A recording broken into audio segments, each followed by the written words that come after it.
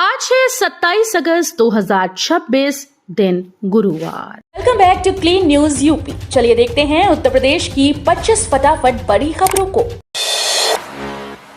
गन्ना किसानों के लिए बड़ी खुशखबरी, पेराई से पहले ऑनलाइन मिलेगा पूरा कैलेंडर।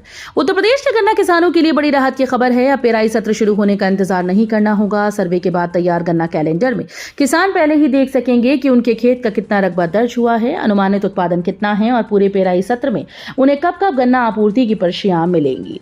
गन्ना विभाग आंकड़ों को अंतिम रूप देने में जुटा है। चीनी मिलों के संचालन से पहले पूरा कैलेंडर केन यूपी इन पोर्टल पर ऑनलाइन होगा।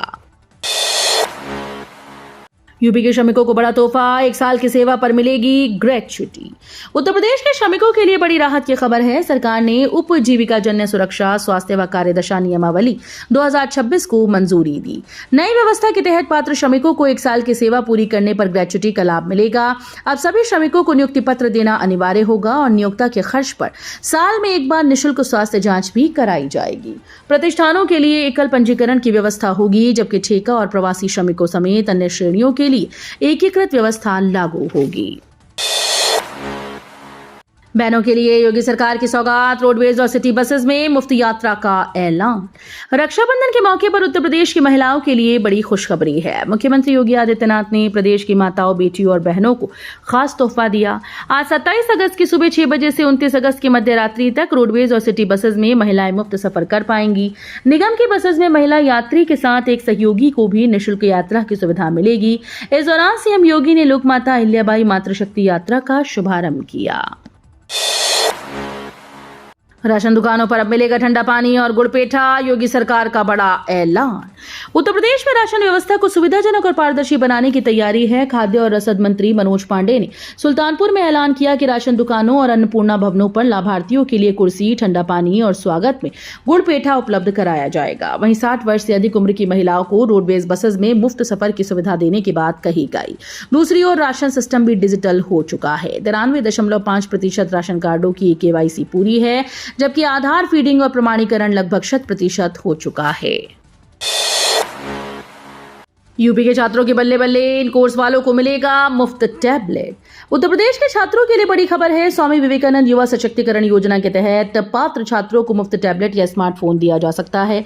BA, BSc, BCom, MA, MSc, BTech, BCA, MBA, ITI, polytechnic, MBBS और नर्सिंग समेत कई कोर्स के छात्र इसका लाभ पा सकते हैं। इसके लिए यूपी का स्थायी निवासी होना और मान्यता प्राप्त संस्थान में नामांकित होना जरूरी है। कॉलेज छात्रों का डेटा DG शक्ति पोर्टल पर अपलोड करता है। सत्यापन के बाद पात्र छात्रों को SMS या नोटिस के जरिए सूचना देकर कॉलेज परिसर में टैबलेट वितरित किए जाते हैं। यूपी चुनाव में सपा के साथ ही उतरेगी कांग्रेस, है प्रभारी श्याम कुमार का बड़ा दावा। उत्तर प्रदेश में 2027 विधानसभा चुनाव को लेकर सियासी हलचल तेज है। कांग्रेस ने चुनावी गठबंधन को लेकर अपनी रणनीति साफ कर दी। गोरखपुर पहुंचे यूपी कांग्रेस के सह प्रभारी सांसद श्याम कुमार दौलत बरवे ने दावा किया कि कांग्रेस आगामी विधानसभा चुनाव समाजवादी पार्टी के साथ गठबंधन में ही लड़ेगी।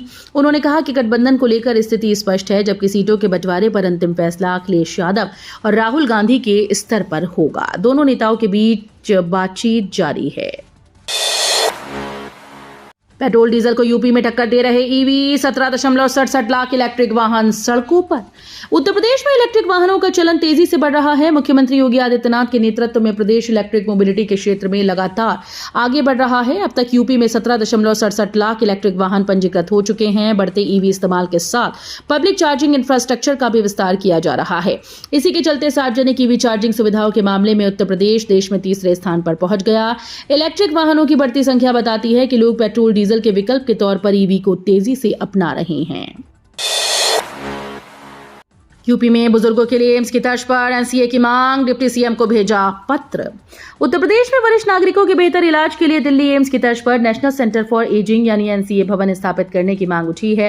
राज्य कर्मचारी संयुक्त परिषद के अध्यक्ष हरिकिशोर तिवारी ने डिप्टी CM और स्वास्थ्य मंत्री ब्रजेश पाठक को पत्र भेजकर ये मांग की है। उन्होंने केंद्रीय स्वास्थ्य मंत्री JP नड्डा को भी पत्र भेजा। परिषद का कहना है कि 70 साल से अधिक उम्र के नागरिकों को आयुष्मान योजना से जोड़ना सराहनीय है। यूपी में आयुष्मान अस्पतालों पर सख्ती, मरीजों से अवैध वसूली पर लगेगा भारी जुर्माना। उत्तर प्रदेश सरकार ने आयुष्मान भारत योजना से जुड़े अस्पतालों पर शिकंजा कसने की तैयारी कर ली। योजना के तहत मरीजों से अवैध रूप से पैसे लेने, बिना इलाज के फर्जी बिल बनाने और नियमों का उल्लंघन करने वाले अस्पतालों पर अलग अलग स्तर पर जुर्माना लगाया जाएगा। डिप्टी सीएम ब्रजेश पाठक ने कहा कि बार बार चेतावनी के बावजूद गड़बड़ी करने वाले अस्पतालों के खिलाफ अब सख्त कार्रवाई होगी। उन्होंने साफ किया कि गलती दोहराने पर कार्रवाई भी क्रमशः और कड़ी की जाएगी। यूपी में आधी आबादी को आत्मनिर्भर बनाने का लक्ष्य, 50,000 बेटियों को मिलेगी स्कूटी। मुख्यमंत्री योगी आदित्यनाथ ने लखनऊ में लोकमाता अहिल्याबाई मातृशक्ति यात्रा का शुभारंभ करते हुए महिला सशक्तिकरण पर सरकार का फोकस बताया। सीएम ने कहा कि 2017 के बाद यूपी में उपद्रव की जगह उत्सव का माहौल बना है और सरकार की योजनाओं के केंद्र में मां, बहन और बेटियां हैं। उन्होंने बताया कि प्रदेश में महिलाओं की कामकाजी भागीदारी 12% से बढ़कर 36% हुई। बारिश में भी नहीं रुकेगी बिजली, यूपी में 24 घंटे अलर्ट मोड पर बिजली कर्मी। आंधी और बारिश के बीच यूपी में बिजली आपूर्ति सुचारू रखने के लिए बिजली कर्मी दिन रात मोर्चे पर डटे हैं। फॉल्ट की सूचना मिलते ही टीम्स मौके पर पहुंचकर मरम्मत और बिजली बहाली में जुट रही हैं। वहीं लगातार बारिश और अतिवृष्टि को लेकर मुख्यमंत्री योगी आदित्यनाथ ने अधिकारियों को फील्ड में उतरने के निर्देश दिए। जलभराव वाले इलाकों में लोगों को राहत पहुंचाने के साथ जनहानि, पशुहानि और आर्थिक नुकसान का तत्काल आकलन करने को कहा गया। गुजरात में यूपी के 10,000 युवाओं को मिलेगी नौकरी, शुरू होगी स्किल ट्रेनिंग। गुजरात के सूरत से यूपी के युवाओं के लिए रोजगार को लेकर बड़ी खबर सामने आई। दक्षिण गुजरात की इंडस्ट्री में लंबे समय से दूसरे राज्यों से आए लाखों लोग काम कर रहे हैं। अब प्रवासी युवाओं को स्किल वर्कफोर्स में बदलने की दिशा में बड़ा कदम उठाया जा रहा है। इसके तहत यूपी के करीब 10,000 युवाओं को रोजगार देने की तैयारी है। युवाओं को जरूरत के मुताबिक स्किल की ट्रेनिंग दी जाएगी ताकि उन्हें इंडस्ट्री में बेहतर रोजगार के अवसर मिल सके। पश्चिमी यूपी में कांग्रेस का किसान कार्ड, 7 सितंबर से निकलेगी अधिकार यात्रा। पश्चिमी उत्तर प्रदेश में सपा और रालोद के बीच जारी सियासी खींचतान के बीच कांग्रेस ने किसानों पर फोकस बढ़ा दिया। 2027 विधानसभा चुनाव से पहले कांग्रेस की किसान विंग 7 सितंबर से किसान अधिकार यात्रा निकालेगी। एक सप्ताह चलने वाली ये यात्रा मेरठ और सहारनपुर मंडल के विभिन्न जिलों से होकर गुजरेगी। यात्रा की शुरुआत मुजफ्फरनगर से होगी, जबकि 13 सितंबर को गौतम बुद्ध नगर के जेवर में इसका समापन होगा।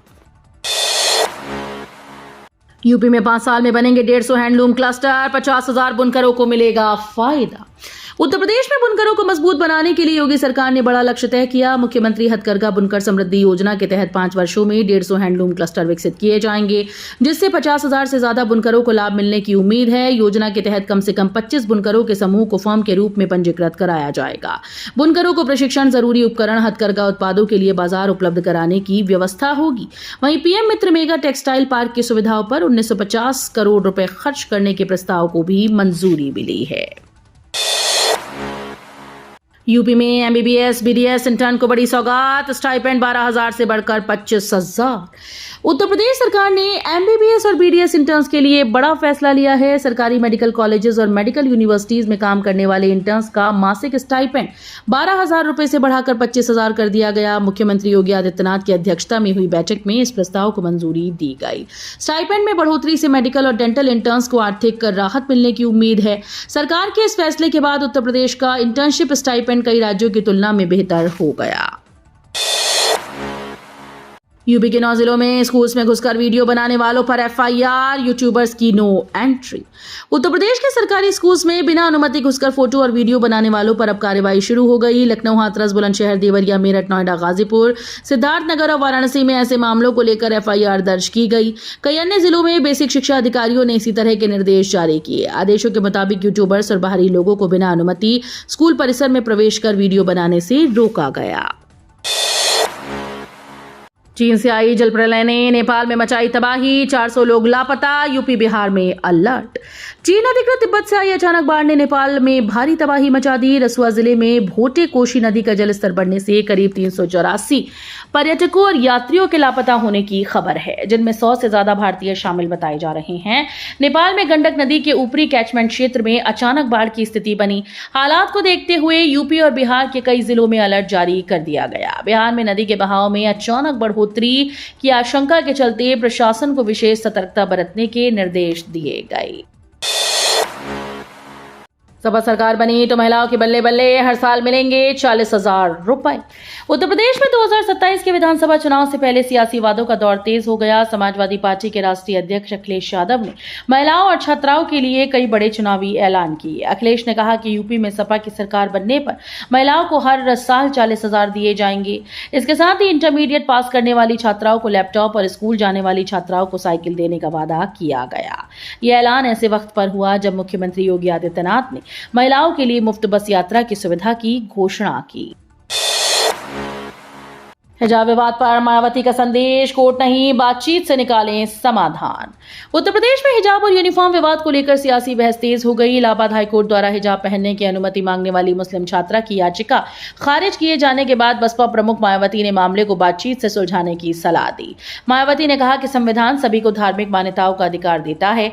उन्होंने स्कूल में यूनिफॉर्म, पर्दा, चादर, हिजाब जैसे मामलों को कोर्ट कचहरी में ले जाने के बजाय स्कूल प्रबंधन और प्रशासन के स्तर पर आपसी सहमति से समाधान निकालने की बात कही। वहीं असदुद्दीन ओवैसी ने फैसले पर आपत्ति जताई। हॉस्टल में खाना पाने की दिक्कत, छात्रों ने समाज कल्याण निदेशक से की शिकायत। यूपी में अब जेन ज़ी के साथ जेन अल्फा भी अपनी सुविधा और अधिकारों को लेकर आवाज उठाने लगे हैं। कानपुर के सर्वोदय विद्यालय में समाज कल्याण निदेशक से संवाद के दौरान छात्रों ने हॉस्टल की कई समस्याएं खुलकर सामने रखी। छात्रों ने मेस में खाने की अव्यवस्था और पीने के पानी की दिक्कत बताई। इसके अलावा कंप्यूटर अपडेट न होने और पर्याप्त खेल सामग्री न मिलने की शिकायत भी की। बिल्डर्स को बड़ी राहत, पात्र रियल एस्टेट प्रोजेक्ट्स की अवधि 4 महीने बढ़ी। पश्चिमी एशिया में ईरान, इजराइल और अमेरिका के बीच जारी युद्ध का असर अब रियल एस्टेट सेक्टर पर भी दिखाई दे रहा है। कई परियोजनाओं की रफ्तार धीमी होने को देखते हुए यूपी रेरा ने पात्र पंजीकृत रियल एस्टेट परियोजनाओं को 4 महीने की अतिरिक्त मोहलत देने का फैसला किया। जिन परियोजनाओं की मूल संशोधित या पहले से बढ़ाई गई पूर्णता तिथि 28 फरवरी से 31 अक्टूबर के बीच है, उन्हें यह विस्तार मिलेगा। यूपी रेरा के मुताबिक 4 महीने की अवधि मौजूदा पंजीकरण की अंतिम वैधता तिथि से लागू होगी।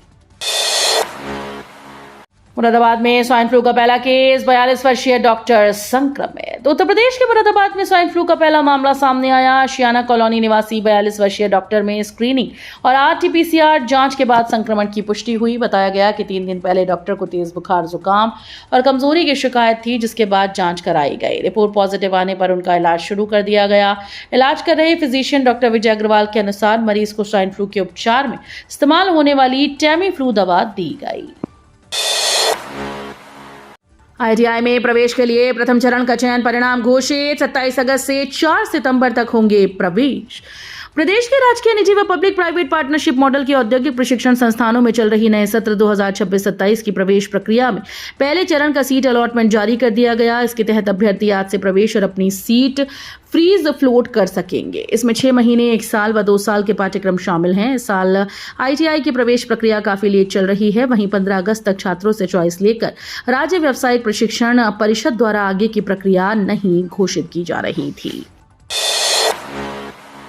यूपी में बिजली उपभोक्ताओं के बल्ले बल्ले, सितंबर के बिल में 7.5% तक की बढ़ी राहत। उत्तर प्रदेश के बिजली उपभोक्ताओं के लिए सितंबर में बड़ी राहत की खबर है। जुलाई और अगस्त के बाद सितंबर के बिजली बिल में भी कमी होने की उम्मीद है। जानकारी के मुताबिक उपभोक्ताओं के बिल में करीब 7.5% तक की कमी हो सकती है, जो अब तक की सबसे बड़ी राहत मानी जा रही है। पावर कॉर्पोरेशन जल्द ही ईंधन अधिभार शुल्क की नई दरें जारी कर सकता है। राज्य विद्युत उपभोक्ता परिषद के अध्यक्ष अवधेश कुमार वर्मा के अनुसार ईंधन अधिभार में कमी से प्रदेश के करोड़ों बिजली उपभोक्ताओं को सीधा फायदा मिल सकता है। पीएम किसान सम्मान निधि में घपले पर 4.45 लाख लोगों पर FIR। पीएम किसान सम्मान निधि योजना में 3.15 अरब के घपले में शामिल 4.45 लाख आरोपियों के खिलाफ साइबर थाने में FIR दर्ज कर दी गई। जांच में 4.45 लाख लोगों का डेटा और 1700 IP एड्रेस फर्जी मिले। पुलिस ने आरोपियों के खिलाफ शिकंजा करने के साथ ही सिंडिकेट से जुड़े लोगों की तलाश प्रारंभ कर दी। तो ये थी आज की 25 फटाफट बड़ी खबरें। अगर आपको न्यूज पसंद आई हो तो वीडियो को लाइक और शेयर जरूर करें। धन्यवाद।